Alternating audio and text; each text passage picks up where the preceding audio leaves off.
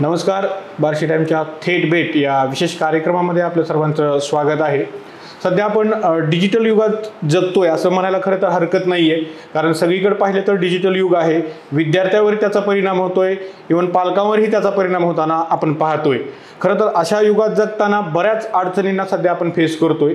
आज आपण याच विषयावर बोलणार आहोत. यासाठी आपल्यासोबत आज वैशाली विजय कबाडे आहेत, जे ॲडव्होकेट आहेत आणि सायकोलॉजीमध्ये त्यांनी PG केलेली आहे. त्यांची आता संवाद साधणार आहोत. मॅडम, स्वागत आहे तुमचं आमच्या या थेट भेट या कार्यक्रमामध्ये. मॅडम, तसं पाहायला गेलं तर तुम्ही बार्शीत तुमची एंट्री महत्त्वाची समजली जाते, कारण तुम्ही पोद्दारच्या या ठिकाणी अध्यक्ष म्हणून या ठिकाणी आलात. बार्शीत तुम्ही पोद्दार हायस्कूल आणली आणि त्या शैक्षणिक क्षेत्रातनं तुमचं खरं तर या ठिकाणी काम सुरू झालं. तर सायकोलॉजी आणि ॲडव्होकेट आणि शिक्षण संस्था यांची सांगड कशी घातली? म्हणजे शिकण्याची आवड तसं लहानपणापासून होती आणि मग LLB झाल्यानंतर लग्न झालं आणि लगेच मग मुलं, थोडं संसाराचं जबाबदारी आल्यामुळे आणि नोकरी सरांची फिरतीची असल्यामुळं मग ते मुलींसोबत कोणीतरी घरी राहायला पाहिजे, सरांची जिम्मेदारी मोठी होती. म्हणून मग मी ते थांबले आणि बदलीची सतत नोकरी असल्यामुळं लॉयर म्हणजे ॲडव्होकेट म्हणून प्रॅक्टिस करणं थोडंसं अवघड होत होतं. सोबत राज्यसेवा करत होते, पण दोन्ही मुलीनंतर ठरवलं की घर सांभाळूया आपण, त्यांना सांभाळणं ही मोठी जिम्मेदारी आहे. मग त्यानंतर कुठंतरी परत मुली जशा मोठ्या झाल्या तर जाणीव व्हायला लागली की आपल्या शिक्षणाचं काय गड आहे, आपण काहीतरी करू शकतो का, मग जे आहे ते देऊ शकतो. घरापर्यंत देणं तर योग्य होतंच, पण जर उपयोग सगळ्यांना झाला तर. आणि असं करून मग ते पुढं शाळा करण्याची एक इच्छा होती, ती छोटी करत करत मग पोद्दारचीच फ्रँचायझी झाली आणि मग ते स्वप्न पुढं साकार झालं. मग शाळा बघत असताना मुलांचे प्रॉब्लेम्स, पॅरेंटचे प्रॉब्लेम म्हणजे लिटरली ताणाशी संबंधित होते, ते स्ट्रेसशी. म्हणजे एवढ्या छोट्या मुलांना डिप्रेशन येते आणि पॅरेंट्स एवढं मोठं त्यांच्यावरती बर्डन टाकते. म्हणजे त्यातली मी पण एक पॅरेंट आहे, मी पण माझ्या मुलांसोबत मॅक्झिमम तसं बऱ्यापैकी वागली आहे. पण मग कुठेतरी वाटलं की मग याच्यासाठी आपल्याला काय करता येईल. मग आपणच जर त्याचं थोडंसं डीप नॉलेज घेतलं तर मग त्यात थोडंसं पुढं सायकोलॉजीचा अभ्यास करायचा ठरवला आणि ते चालू असतानाच मग शाळेतले प्रॉब्लेम्स थोडे हळूहळू सॉल्व्ह व्हायला लागले.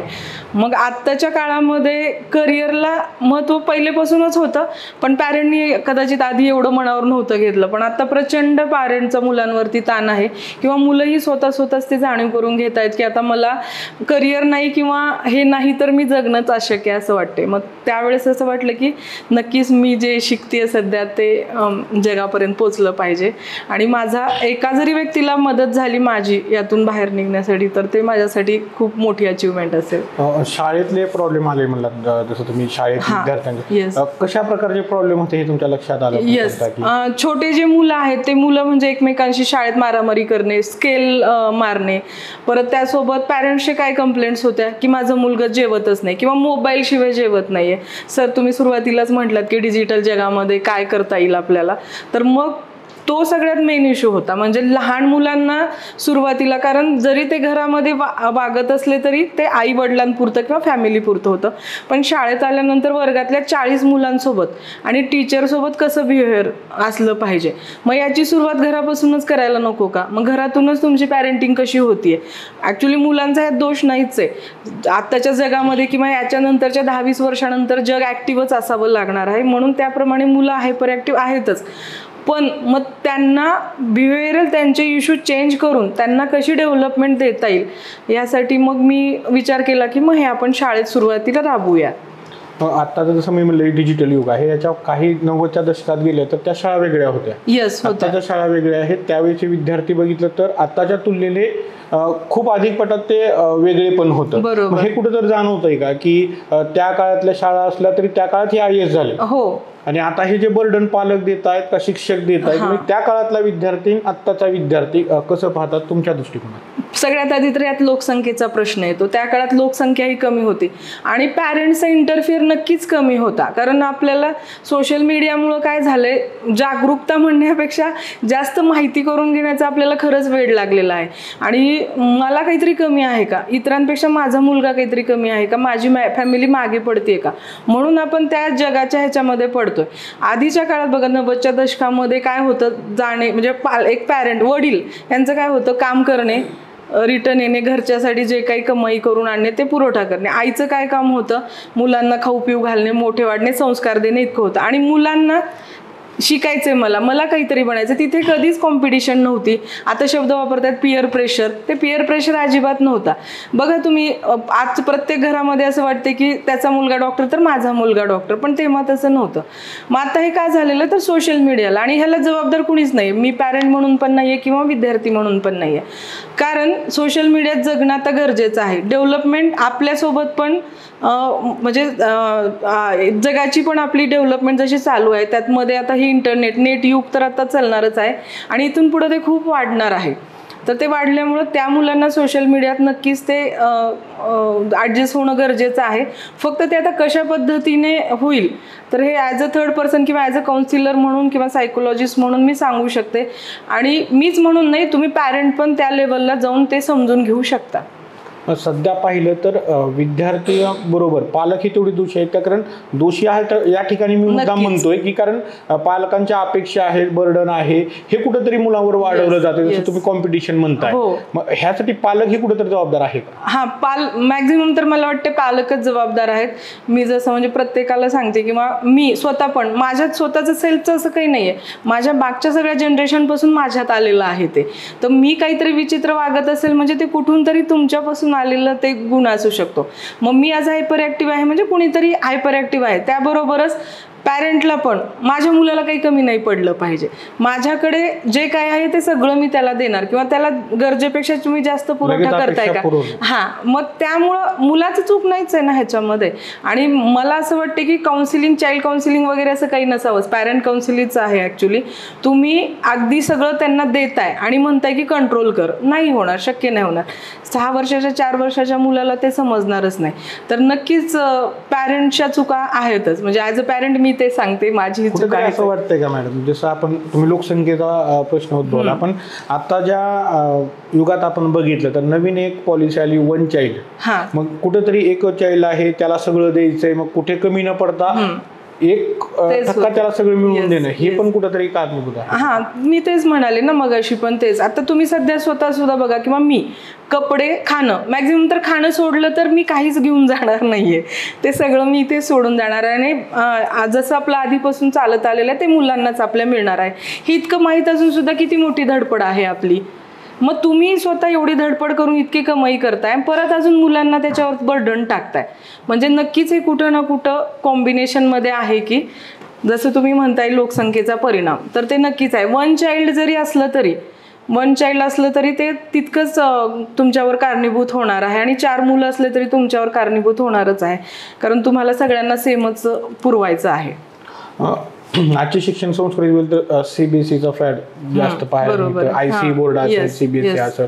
मग कुठेतरी मुलावरती बौद्धिकतेचा विचार न करता ते बर्डन आणून ते शिकवलं जातं, हाही त्यातला एक मुद्दा असू शकतो. हा, नाही, मला नाही वाटत ते. म्हणजे मी संस्थापिका म्हणूनही नाही बोलत आहे, मी सायकोलॉजिस्ट म्हणून सांगते. कारण मुलांना त्या जगात आपल्याला सोडायचं आहे, तर मग ते बर्डन नसावं मुलांवरती. फक्त त्यांची क्षमता किती आहे, मग ते शिकू शकतात की नाही. शिक्षण हे सगळ्या ठिकाणी सेम आहे, पण आज नक्कीच तुम्हाला मुलांना जगात, ह्या नवीन 10 वर्षानंतर येणाऱ्या जगात जर मुलांना तुम्हाला वावरायचं असेल तर त्याची जशी प्री तयारी असेल तर ती नक्कीच ही असेल. सीबीएसई किंवा हे शिक्षण त्याला मी मान्य नाही करणार, पण नक्कीच मुलांना जे गरजेचं आहे ते द्यायलाच पाहिजे असं मला वाटतंय. मग ठीक आहे, ती आवश्यकता जरी असली तर आज मुलं पाहिली तर सकाळी 7ला गेलेली संध्याकाळी 9ला 8ला ट्युशन करत या ठिकाणी पालकांनी त्यांना पूर्ण घेरलेला आहे. हा, बरोबर. हा पण कुठेतरी तो मुद्दा. हा, मी त्याच्या म्हणजे विरोधात आहे. परत तोच इश्यू येतो इथं की कॉम्पिटिशन, पिअर प्रेशर येते, किंवा मी सगळं देतोय ना मग तू सगळं घेतलं पाहिजे. पॅरेंट्सची ही अपेक्षा आहे, किंवा तू ते सगळं केलं पाहिजे, मग तू तिथे सगळ्या ठिकाणी 100% सक्सेस तू मिळवलंच पाहिजे. पण कशामुळं ना, कुठेतरी तुम्ही वीक असतात. तुम्ही तुमचं लहानपण आठवतंय का कधी? आता तुम्ही जर मगाशीच म्हणालात की तेव्हा होत होते IAS पण लोक होत होते, पण सगळेच IAS नव्हते होत. हो, मग आता सगळ्याला IAS व्हायचंय, कॉम्पिटिशन वाढलेली आहे. मग तुम्ही ते ओळखून घ्या की मुलांची खरंच ती आवड आहे का. तुमची आवड आहे मान्य, आणि योग्य वेळेत जर तुम्ही त्यांना व्यवस्थित जर ते प्रिपरेशन करून घेतलं तर तुम्ही नक्कीच तुमची आवड मुलांमध्ये डेव्हलप करू शकता. मग नक्कीच मला असं वाटतं की ते दोघांचं कॉम्बिनेशन तुम्ही करत चला. अतिरिक्त क्लासेसचा भर आहे तर कारणीभूत ठरू शकतो. मग त्यात विविध प्रकारचे क्लासेस असेल, अबॅकस असेल किंवा इतर क्लासेस असतील, त्याचाही कुठेतरी बर्डन आहे. खूपदा काय होतं माहिती आहे का, बर्डन आहे ते बर्डन शब्द नक्की सर तिथे आहे, स्ट्रेसफुल पण आहे ते, पण नाही लावलं तर खूप जणांना इन्सिक्युरिटी येऊ शकते, पॅरेंट्सला पण आणि मुलांना पण. पण मग ते लागणं योग्य आहे का, हे मग पॅरेंटनी नक्की त्या ठिकाणी विचार करावा. प्रत्येकाला ट्युशन लावणं असं वाटते की अभ्यास होत नाही, मग कुठेतरी तुम्ही जाणून देताय का की शाळेत तुमचं मग कमी फोकस आहे शाळेकडे आणि ट्युशनमध्ये. आणि खूपदा मी पण असं पाहिले की ट्युशन करणारे मुलं खूप मार्क वगैरे घेतात, पण नाही कधी आपण पाहिले का बिना ट्युशन करणाऱ्या मुलांची लिस्ट, ती पण तुम्ही ऑब्झर्व करा. प्रभाव तर पडतोय सर, पण क्लासेसचं बर्डन न दिलेलंच असं मला कधीही योग्य वाटतं. मग त्याऐवजी तुम्ही अदर ॲक्टिव्हिटीज मुलांना करा, त्यांच्या आवडीनिवडी काय आहेत, घरातले कामं शिकू शकता, व्यवहार ज्ञान त्यांना देऊ शकता, स्पोर्टकडे त्यांना नक्कीच वळवू शकता. स्पोर्टकडे मग स्पोर्टमॅन झाला तर तो नक्कीच क्रिकेटर म्हणजे सचिन तेंडुलकर किंवा आणखीन कुठला तरी व्हावा असं नाही, पण नक्कीच त्यांनी फिजिकल हेल्थसाठी किंवा त्याच्या स्पोर्टचा विषय निघाला, स्पोर्ट म्हणले की आपल्या महाराष्ट्राच्या डोक्यात फक्त एक होतं तुमचे क्रिकेट. येस, व्यतिरिक्त पण अशा बऱ्याचशा गेम्स आहेत तेही शाळेनं खरं तर डेव्हलप केलं. नक्कीच. आता क्रिकेटर बघा, क्रिकेटमध्ये टीममध्ये 11च लोक असतात आणि अशा तुम्ही किती क्रिकेट टीम बनवू शकाल भारतात किंवा जगामध्ये. येस, मग इंडिव्हिज्युअल, मग फिजिकल स्ट्रेंथ वाढवण्याकडे फोकस करा सुरुवातीला तर तुम्ही, कारण लाईफ लॉंग 70-80 वर्षापर्यंत तुमची जी फिजिकल स्ट्रेंथ आहे ना ती चांगली राहिली पाहिजे. क्रिकेटर पण 40 वर्षानंतर रिटायरमेंट घेतात, 36 येस.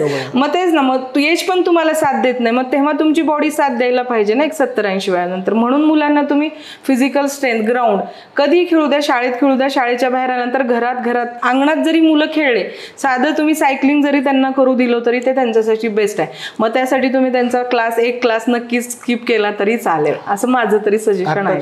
म्हणजे बरेचसे बहुतांश मुलं जर पाहिली ना, जसं तुम्ही मेंटली म्हणता तसे फिजिकली पण बरेचसे प्रॉब्लेम मुलांना लहान वयात सध्या पाहायला मिळतात. त्यात लठ्ठपणा असेल, एकाटपणा, आळशीपणा असेल. मग हे कुठंतरी एका ठिकाणी बसून सगळ्या गोष्टी पुरवल्यामुळे होतात. नक्कीच तेच आहे, कनेक्शन पूर्ण आपलं ब्रेन, तुम्हाला माहितच आहे त्या सगळ्यांना, मेंदू आपलं सगळे बॉडी चालवत आहे. पण काय होतंय माहित आहे का, जेव्हा तुमची इच्छा, तुम्हाला कशातून आनंद मिळतोय, आपली बॉडी काही हार्मोन्स वरती चालते, म्हणजे केमिकल रिएक्शन्स बॉडीमध्ये होत असतं. मग काही आनंददायक गोष्टी ज्या असतात ती गोष्ट मग आपल्याला सतत करू वाटते. मग खाणं, आजकालचं खाणं कसं वाढलेलं आहे, शुगरी बेस, मैदा आणि सॉल्ट बेस सगळं वाढलेलं, म्हणजे चिप्स आणि हे सगळं सॉसेस, फास्ट फूड वाढलेलं आहे. ते काय करतात, तुम्हाला इन्स्टंट एनर्जी देतात ते मुलं. मग त्यामुळं काय होतंय, मुलांना ते परत घ्यावं वाटतं. मग ते एनर्जी आली की मग ते त्यात पुरतं काहीतरी करतात, मग ते डाऊन होतं लगेच डाऊन मुळामुळे काहीच मुलांना करावं वाटत नाही. मग काही न केल्यामुळे परत मग ते स्थूलपणा, ते जाडीपणा, आळशीपणा मग ते वाढायला लागला. मग आपलं शरीर काय करतंय, जे काही इन्स्टंट आहे ते नक्कीच घेते. म्हणजे बघा आता तुम्ही पण आजारी असल्यानंतर एक स्लाईन घेतलं, 4 दिवस गोळ्या खाणं आणि एक स्लाईन घेण्यामध्ये किती फरक आहे, तर त्याप्रमाणे तसंच होते. म्हणून मुलांना किंवा आपल्या मेंदूला काय आहे, इन्स्टंट पाहिजे कुठली पण गोष्ट, त्यामुळेच मग ह्या अडचणी व्हायला लागल्या. मग अशी तुम्ही बोलताना म्हणलं की मी ICSEचा बोर्ड केला, CBSEचा उल्लेख केला, त्यावेळेस तुम्ही म्हणला की जसं कॉम्पिटिशन आहे तसं मुलं त्यात उतरली पाहिजे, पण त्याचं पालकांनी कुठेतरी नियोजन केलं पाहिजे का, की ते कसा अभ्यास केला पाहिजे, किती तास केला पाहिजे, कसं, याबद्दल काय? येस, जितकी शाळेची जिम्मेदारी आहे ना तितकीच पालकांची आहे.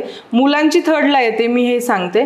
तुम्ही जर मुलगा तुमचा मला काहीतरी बनवायचंय म्हणून ह्या शाळेत टाकल्यानंतर तो बनेल ही अपेक्षा नका करू, कारण तुम्ही पहिले स्वतःला ओळखा, तुमच्या मुलांना ओळखा. शाळेनं तर ते जिम्मेदारी घेतली त्यामुळे शाळा ती देणारच आहे, पण तुम्ही त्याचा कुठंपर्यंत पाठपुरावा करू शकाल, तुम्ही ते कुठं सक्सेस लेवलला नेऊ शकाल, तर जिम्मेदारी. आणि पहिलं घर म्हणजे घर हे पहिली शाळा आहे, तर त्याप्रमाणे ठरवा की तुम्ही घरातून मुलांना जितकं काही देऊ शकता का.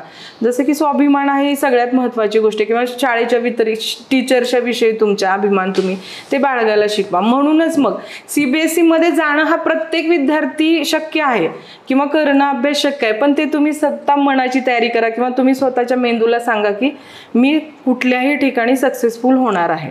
जसं तुम्ही म्हणले आता की आई हा विद्यार्थ्याचा खरं तर पहिला गुरु असतो, मग त्या आईच्याही काहीतरी जिम्मेदारी म्हणू शकतो किंवा तिच्या संस्कारात पण आपण सध्याच्या आयांकडे बघितलं तर त्याही सुद्धा जास्त बिझी असतात, त्यातून त्यांनी हा टाइम काढून मुलांकडे खरं तर ते पाहिलं पाहिजे. आपण आता बघतोय की सगळेजण समान, दोघांनी काम केलं पाहिजे आणि त्याशिवाय चालणारच नाही. आता घर आणि खरंच आहे, आता सध्याचं जग खर्चिक जेवढं जास्त झालेलं खर्चिक, त्याच्यामुळे दोघांनी वर्क केलेलं खूपच कधी पण योग्य आहे.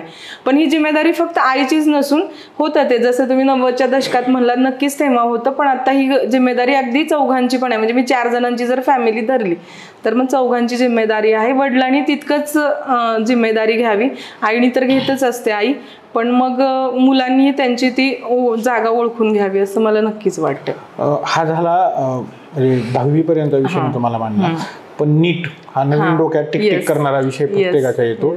बरेचदा रिपीट नीट करून त्या विद्यार्थ्यांच्या मेंदूवर एवढं बर्डन आणलं जातं की ते त्यातनं बाहेर निघत नाही. त्यासाठी काही सांगाल का की त्या पालकांना की बाबा हे कितीदा ते बर्डन आणलं पाहिजे? बर्डन म्हणजे एकदाही आणलं नाही पाहिजे. एकतर सुरुवातीला असं आहे की आपण लहानपणापासून मुलांना दाखवतोय जग ते, कारण तू जर म्हणजे आता डॉक्टरचं उदाहरण आहे, कुठलंही घ्या, एक चांगल्या पोस्टवरचं घ्या, तर तिथे गेल्यानंतर तू पहिली तर गोष्ट काय, इतकी कमाई करू शकशील. म्हणजे आपण मुलांना जन्मतच नाही तर तेव्हापासून सांगतो की शिकणं, जगणं, मोठं होणं, जॉब करणं हे पैसे उद्देश आहे, आपला उद्देश हे आहे आणि मान्यच आहे, त्याशिवाय काही होणार नाही. पण काय होते माहिती आहे का, त्याप्रमाणे मग डेव्हलप होत जाते. बाळ जन्मल्यावर त्याला काहीच माहिती नाहीये, त्याच्या मेंदूला काहीच माहिती नाही, पण तुम्ही त्याच्या ब्रेनमध्ये टाकताय. मग तो आला 8वी 9वी 10वीला, नक्कीच तेव्हा त्याला वेगळं काहीतरी वाटत असेल.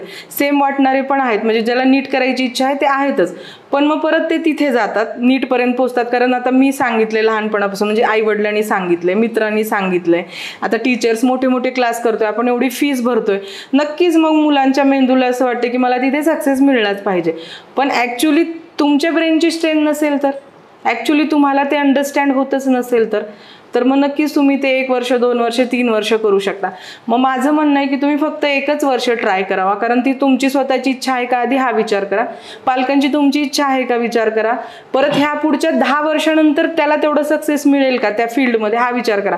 म्हणजे तुम्हाला बाय जनरेशन आधी 1-2 वर्षाचा विचार करावा लागत असेल तर आत्ता मला वाटते की ह्या जनरेशनपासून पुढच्या 10 वर्षाचा विचार करावा लागेल.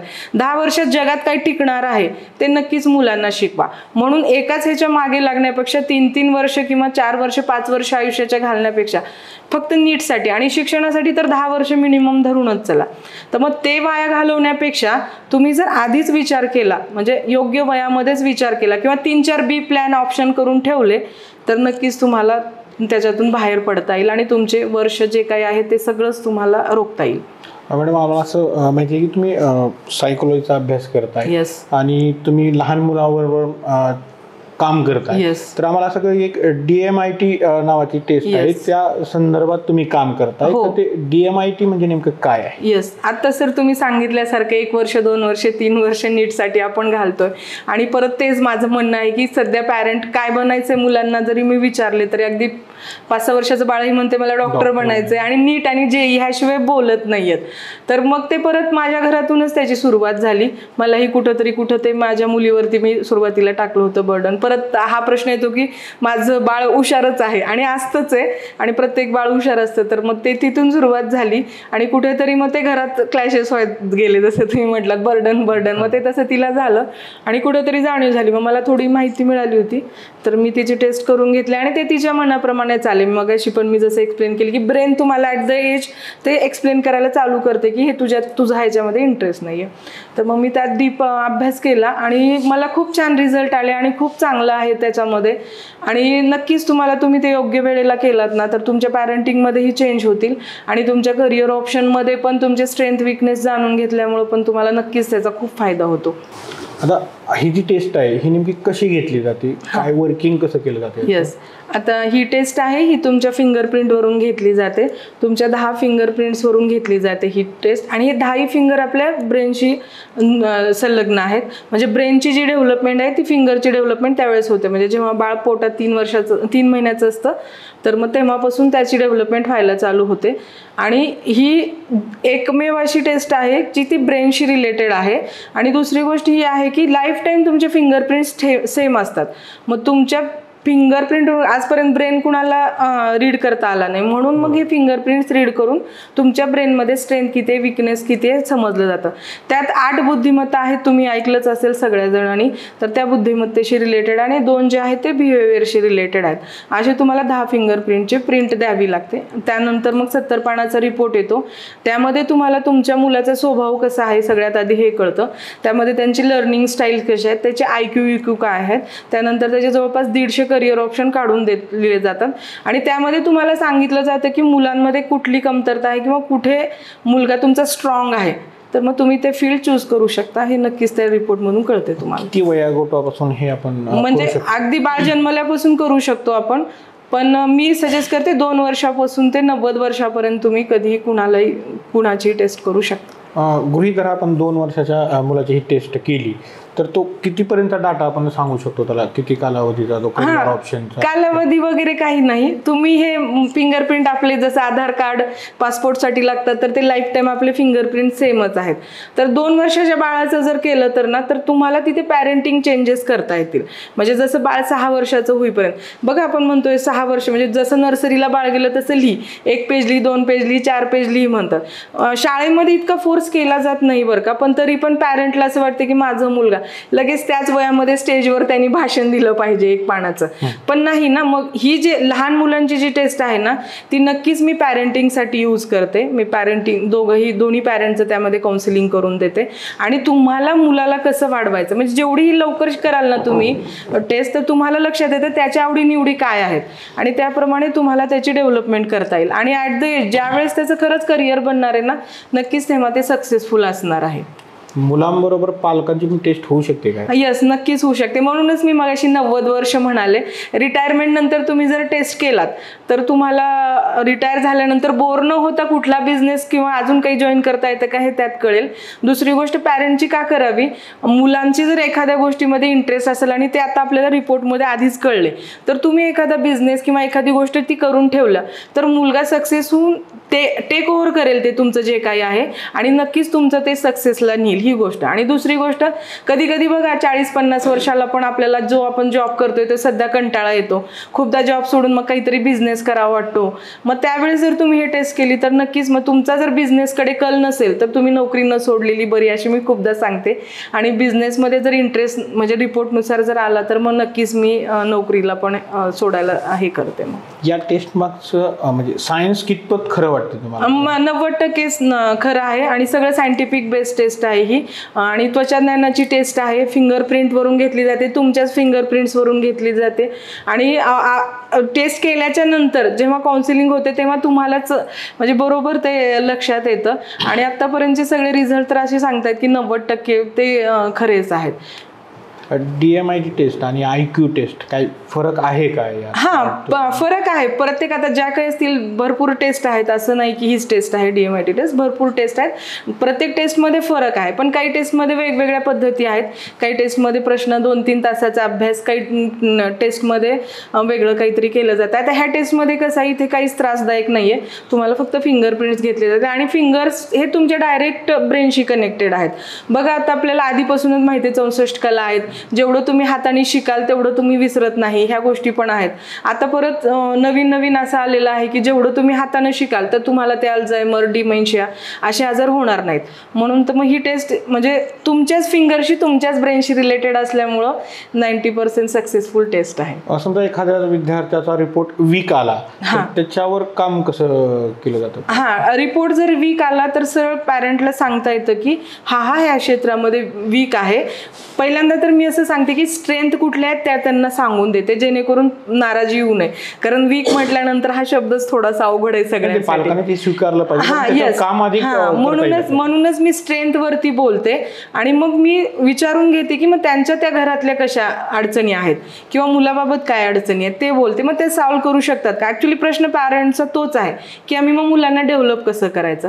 तर मग नक्कीच आधी मी स्ट्रेंथवर बोलते, जेणेकरून त्यांची थोडी एनर्जी वाढवते आणि मग ते विकनेस बद्दल त्यांना सांगते आणि मी नक्कीच सजेशन्स देते. माझी 1 तास काउन्सिलिंग जी आहे ती त्यावरतीच होते. मग आजपर्यंत तुम्ही अनेक टेस्ट केल्यात, पण कुठला एखादा अनुभव म्हणजे जो मी वीक शब्द वापरला किंवा त्याच्यावर काम करताना वेगळा अनुभव आला तुम्हाला? हां, नक्कीच सांगते. एक तर मी पहिला म्हणजे माझं पॉझिटिव्ह सांगते, जसं मी मगाशी म्हणाले स्ट्रेंथवर बोलते. तर मुलगा होता 12th आहे तो, आणि तो काय म्हणजे करिअर म्हणजे त्याचं करत होता पिअर प्रेशरमुळं किंवा घरातल्या लोकांमुळं वगैरे. त्याला असं वाटलं की JEE करावी आपण, आणि JEEमध्ये मे बी चांगला स्कोर होता, पण एक एक्झामचे 4-8 दिवस आधी त्याला असं वाटलं की मी एक्झाम नाही देणार. मग त्यांनी घरीही सांगितलं. तर पालक पण आता सुजाण असल्यामुळं त्यांनी जाणून घेतलं की ओके ठीक आहे बाबा, म्हटले तुझी मर्जी. पण खूप टेन्शनमध्ये गेले. अचानक JEE नाही म्हणाला, मग काय करणार करिअर आता. आणि पालकांचं असं झालं की JEE आणि नीट शिवाय करिअर नाही, पण तसं नाहीये. मग असंच अचानक मग तो माझ्याकडे आला माहिती घेऊन, आणि टेस्ट केली त्याची मी. तर त्याची खरंच JEE मेडिकल आणि इंजिनिअरिंग त्याचं कुठलंच आलं नाही, त्याचं कॉमर्स आलं. आणि त्यांनी सांगितलं की मॅडम मला ॲक्च्युली कॉमर्सच करायचं होतं मागच्या 1 वर्ष झालं, पण मी JEEचे क्लासेस फीस भरल्यामुळं मी बोलून दाखवलं नाही घरामध्ये, आणि कॉमर्सला नाही आहे लाईफ असं ऐकण्यात आलं होतं, म्हणून मी बोललो नाही, आणि खुश झाला. तो माझा पॉझिटिव्ह रिपोर्ट होता. आता मी जसं मगाशी म्हटले थंबवरून 4 पर्सनॅलिटी समजतात. तर त्या पर्सनॅलिटीमध्ये एक पर्सनॅलिटी थोडीशी हार्ड आहे, ते डॉमिनंट असते, ते स्वतःच थोडं मॅक्झिमम टाईप खरं करत असतात ते. तर मग त्यातली एक मला केस आली होती. तर मुलगी होती ती, तर ती मॅक्झिमम ती ॲक्सेप्ट करायला तयारच नव्हती. तर मग एक असं म्हणजे त्याच्यामध्ये नॅचरल इंटेलिजन्स म्हणून पण एक आहे, त्याच्यामध्ये एक आपल्या छोट्या फिंगरवरून येतं. तर मी ते नंतर सांगेल तुम्हाला 10 फिंगरचं. तर मग ते काय झालं, तिला मी म्हणाले की तुला ॲनिमल्स वगैरे काही आवडत नाही. ती म्हणाली तसं काही नाही, मला तसं काही वाटलं नाही. तर मग तिची आई म्हणाली मॅडम खरं आहे म्हणली, कारण आम्ही तिला बाहेर कुठं टाकलंच नाही, बाहेर घरातून मी काढलंच नाही. 1 चाइल्ड असल्यामुळं मी तिची घरातच काळजी घेतली. मग ती मुलं मग ते ॲक्सेप्ट करत नाही, म्हणजे मला तोही रिझल्ट आला. आणि ती नाराज झाली त्या ठिकाणी, की म्हणजे तिला असं वाटलं की हे चुकीचं आहे, पण आईला कळालं की ते मी बरोबरच बोलत आहे, किंवा रिपोर्टमधून ते बरोबरच आलेलं आहे. एखादा असं तुम्ही DMIT टेस्ट केली आणि असा कुठला रिपोर्ट जो तुम्हालाही आश्चर्याचा झाला असं कुठला आहे का? आहेत भरपूर आहेत. मॅक्झिमम तर तसेच रिपोर्ट येत आहेत ऍक्च्युली, आणि मला ती खुशी वाटत आहे. म्हणजे मला पण खूपदा असं वाटते की पॅरेंट नाही, ॲज अ पॅरेंट नाराज नाही झालं पाहिजे. आणि खूपदा मग मला असं फिंगर्सवरून वगैरे पण जाणवतं कधी कधी की मुलाचं असं होऊ शकतंय, आणि थोडं चेंज आलं की मग मलाही बरं वाटतंय खूप सारे. आणि असे बरेचसे रिपोर्ट आहेत, म्हणजे असे खूप तर असे रिपोर्ट आहेत की अर्धा रिपोर्ट होईपर्यंत अगदी मुलं सायलेंट आहेत, म्हणजे फक्त तेव्हा पॅरेंट्स बोलतात, आणि कुठंतरी त्यांच्या मनासारखा विषय आला की लगेच पॅरेंट खुलतात. म्हणजे माझ्या शाळेचा विद्यार्थी आहे तो विद्यार्थी, आणि त्याला म्हणजे हुशार आहे तो, डॉक्टर इंजिनियर तर व्हायचं होतं, पण त्याला दुसरंच काहीतरी मनात त्याची इच्छा होती, पण त्याला माहिती नव्हतं ते करिअर ऑप्शन असू शकते. मग त्याने असं म्हणजे ठरवून ठेवलं होतं, आणि जसं कळालं रिपोर्टचं तर त्यांनी केली, आणि कळालं त्याला म्हणजे रिपोर्ट फॉरेस्ट ऑफिसर त्याला बनायचं होतं. आणि ते रिपोर्टमध्ये आल्यानंतर चक्क तो तेव्हा दिवशीपासून खूप खुश आहे. म्हणजे बी प्लॅन त्याचा रेडीच आहे, त्याला डिग्री कुठली तरी घ्यायची, डॉक्टर तर होणारच आहे तो, पण तो फॉरेस्ट ऑफिसर नक्कीच होईल. मग हा अनुभव माझा नक्कीच खूप चांगला होता. आणि त्यानंतर मला बराचसा कॉन्फिडन्स मिळत गेला. पॅरेंट रिव्ह्यू देतात, पॅरेंट पण सांगतात की खरंच आम्ही आमच्या ह्याच्यामध्ये बदल केला. तर मग मला ते खूप जाणवतं. आणि मॅक्झिमम सध्या 10वी-12वीच्या मुलांचं हेच होतंय रिपोर्टच्या बाबतीत, की रिपोर्ट काढल्यानंतर जर सांगितलं तर ते म्हणतायत की मला मम्मी पप्पांनाही खूप दिवसापासून सांगायचं होतं, पण मला सांगता आलं नाही. हा, ही टेस्ट आता जसं म्हणलं तुम्ही 100% 90% तरी अचूक असते. आता ही 10 फिंगरवर तुम्ही करा, थोडक्यात सांगू शकतो 10 फिंगर वर्किंग काय करताय ते? नक्की सांगते मी तुम्हाला. हे थंब आहेत, हे बिहेवियर आहेत तुमचे, म्हणजे तुम्ही स्वतःबाबत कसे आहेत आणि तुम्ही इतरांबाबत कसे आहात. मग यामुळे तुमचा स्वभाव समजतो. बघा आता तुमचे मुलं बघा, लहानपणापासून तुम्ही म्हणता हट्टी आहेत, दुसरे काय म्हणतात खूप प्रेमळ आहे, किंवा खूप टेन्शन घेतो, खूप नाराज आहे, शांत आहे असं म्हणता. तिसरं म्हणता सारखं ह्याला कौतुक करावं लागतं. आणि चौथं जे आहे ते म्हणजे हो नाही अशा कंडिशन, म्हणजे निर्णय घ्यायला तयार नसतं. मग त्यातच आहे. मग हे डिस्क पर्सनॅलिटी म्हणून येते थंबवरून, ते 4 पर्सनॅलिटी आहेत त्याच्यामध्ये. तर त्यात मग ते तुमची पर्सनॅलिटी काढून देते आणि पर्सनॅलिटीमध्ये सांगता येईल की तुम्ही कशा पद्धतीने डेव्हलप केलं पाहिजे. कारण डॉमिनंट लोक खूप हट्टी आणि रागीट असल्यामुळे एकटे राहू शकतात कधी कधी. आणि इमोशनल मुलं जे कबुतरासारखे स्टेडी म्हणतो आम्ही त्याला, ते मुलं खूप काही मग प्रॉब्लेम्समध्ये अडकू शकतात. कारण इमोशनल असल्यामुळं छोट्या जरी गोष्टी त्यांच्यामध्ये झाल्या तर ते स्ट्रेसमध्ये जाऊ शकतात. आणि इन्फ्लुएन्स तुम्ही आता बघताय, लाईक शेअर कमेंट नाही मिळालं तर जगणं अवघड आहे म्हणतात. सध्या आत्महत्याचे प्रकार पण खूप वाढलेत. मग ते जे मुलं आहेत ना ते इन्फ्लुएन्स प्रकारचे असू शकतात. मग हे नक्कीच त्या रिपोर्टवरून तुम्हाला कळतं. मग आता ही सेकंड फिंगर आहे, सगळ्यात महत्त्वाचे फिंगर्स आहेत. एक तर हे लॉजिकल ब्रेन आहे एक, आणि एक जे आहे तुमचं इमॅजिनेशन ब्रेन आहे, जे हे दोन खूप महत्त्वाचे काम करतात. म्हणजे तुम्ही जितकं लॉजिकल ब्रेन तुमचं स्ट्रॉंग असेल तुमचं तेवढं ते लॉजिकल डेव्हलप होतं. तुम्ही जसं मग अशी म्हणाल वीक रिपोर्ट, तर कधी कधी वीक रिपोर्ट मग ह्यामुळे येतो की लॉजिकल ब्रेन. आणि नक्कीच लॉजिकल ब्रेन हा तुमचा नक्कीच चेक केला पाहिजे. कारण तो सगळंच मग मॅथ्स ॲनालायझिंग तुमचं सायन्सशी ते रिलेटेड आहे, रिझनिंग किती आहे, व्यवहार ज्ञान किती आहे तुम्हाला ते त्यावरून कळतं. आणि इमॅजिनेशन का म्हणते मी, कारण पुढं काय करायचंय किंवा पुढची प्लॅनिंग काय हे जर तुम्ही आज ठरवताय किंवा बघताय किंवा तुमचं माइंड तेवढं ते रीड करत चाललंय तर नक्कीच तुम्ही त्या सक्सेसला जाऊ शकता. मग मी जसं म्हणले लवकर टेस्ट करून घ्या. मग तुम्ही इमॅजिन करायला सुरू करा. तुमच्या मुलाचं जर नक्कीच तिथे जर स्ट्रेंथ कमी असेल, मुलांचं वीक असेल, तर तुम्ही ते वाढवू शकता. मग ते कुठल्या पॅटर्ननी वाढवायची मी ते सांगते. मग आता थर्ड फिंगर आहे. थर्ड फिंगर हे आपले कायनेस्थेटिक म्हणून येतं.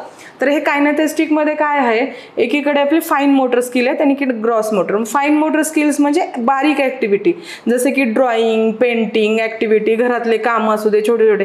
मग हे कशामुळे लक्षात येतंय, कमी आहे का? बघा खूप पॅरेंट कंप्लेन, माझं मूल लिहतच नाही, आणि एवढं बळजबरी लिहायला लावतात त्यांना.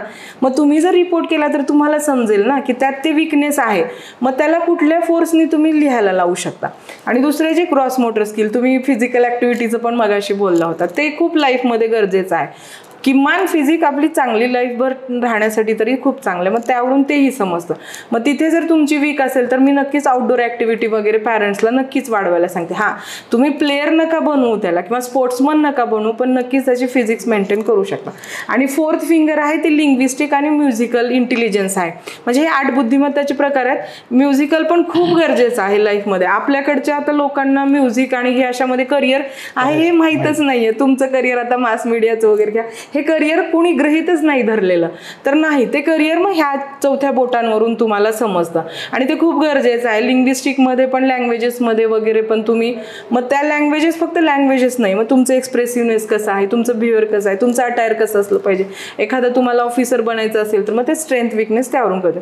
आणि सगळ्यात छोट्या फिंगर्स पण खूप महत्त्वाच्या आहेत. एक नॅचरल इंटेलिजन्स आहे, त्याच्यामध्ये नैसर्गिक बुद्धिमत्ता, आणि एक जी आहे ती व्हिज्युअल.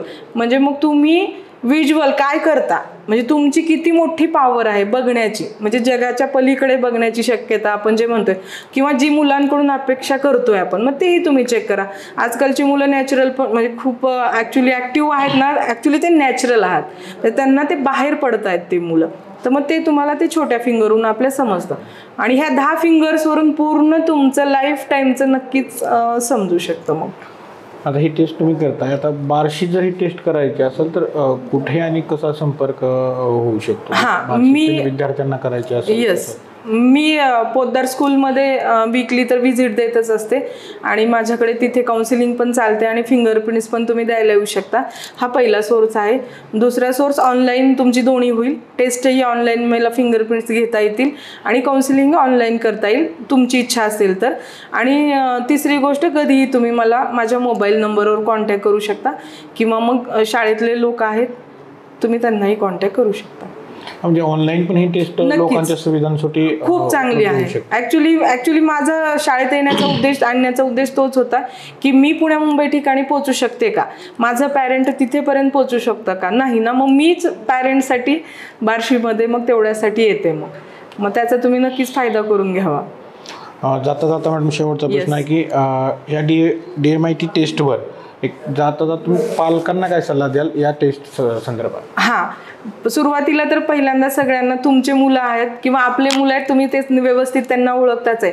टेस्ट करा हे माझं अजिबात कंपल्शन नाही आहे, पण तुम्हाला अचानक मुलांमध्ये होणारे चेंजेस आणि हे असं का होतात, म्हणजे कालच शांत असलेला मुलगा माझा आज ॲग्रेसिव्ह होतोय, तर हे का, तर मग हे जाणून घेण्यासाठी टेस्ट खरंच खूप जरुरी आहे. आणि जर तुम्ही हे मुलाच्या लहान वयापासूनच जर टेस्ट तुम्ही जाणून घेतली तर नक्कीच तुमच्या पालकत्वामध्ये चेंजेस तुम्हाला नक्कीच करता येईल. जी आता सध्या पॅरेंटिंग करताय किंवा मी चांगली पॅरेंटिंग करते हे करताय, तर ती टेस्टमुळे आणखीन छान डेव्हलप होऊ शकेल. म्हणून मला असं सजेस्ट करावं वाटतं की टेस्ट ही नक्की सगळ्यांनी करून घ्यावी. मॅडम, आपण या ठिकाणी वेळ काढून आलात आणि या DMIT टेस्टबद्दल खरं तर बऱ्याच जणांनी याबद्दल माहीत नव्हतं, त्याबद्दल सखोल ज्ञान खरं तर तुम्ही दिलं, त्याबद्दल तुमचे खूप खूप धन्यवाद. आपण पाहिलं की या युगात खरं तर DMIT टेस्ट खरं तर का केली पाहिजे, जसं मॅडम म्हणल्या की ती करावीच असं नाही आहे, पण आपल्या पाल्याची जर आपल्याला खरंच काळजी असेल, भविष्य करत असेल, त्यांनी मगाही बोलताना सांगितलं की काही पालक किंवा विद्यार्थी यांचं बॉन्डिंग असं नसतं की काही विद्यार्थी आपल्या पालकांना सांगायला करिअरबद्दल खरं तर भीत असतात. त्यासाठी पण या खरं टेस्टचा उपयोग होणार आहे. तर ज्या पालकांना खरं तर गरज आहे, मित्र म्हणतो प्रत्येकाने टेस्ट केली पाहिजे, कारण त्या अनुषंगाने मुलातला आणि पालकातला नातं खरं तर घट्ट होण्यास अधिक मदत होईल. आणि नवीन विषय घेऊन आपण थेट भेटमध्ये भेटूया. सध्या इथंच थांबतोय. पाहत राहा बार्शी टाइम्स. धन्यवाद.